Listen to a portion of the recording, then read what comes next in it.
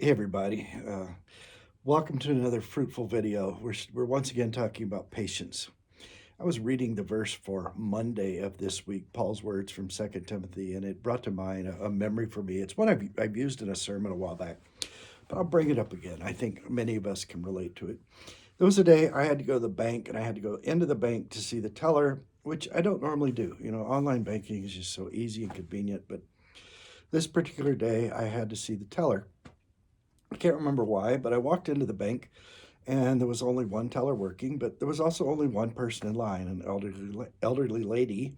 I thought, oh, good, this won't take long. And the elderly lady did her banking business. And then she started talking to the teller about her health and about other things going on in her life, struggles she was having. And the teller just stopped and patiently listened and encouraged and cared and comforted.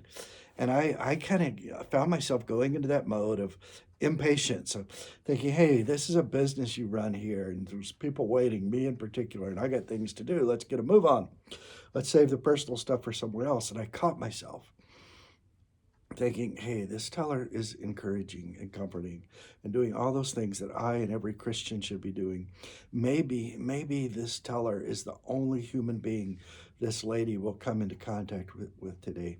And so I had to stop and just recognize that if it took 3, 4, 5 minutes, in the grand scheme of things, it was no big deal. And I read these words from Paul to young Pastor Timothy in 2 Timothy 2:10. He says, therefore, I endure patiently everything for the sake of the elect, that they also may obtain the salvation that is in Christ Jesus with eternal glory. I endure everything for the sake of God's people.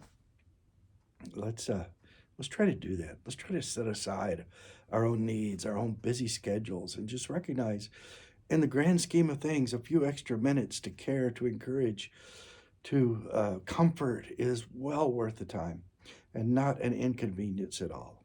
So work on that fruit of patience this week. Have a great week. Bye-bye.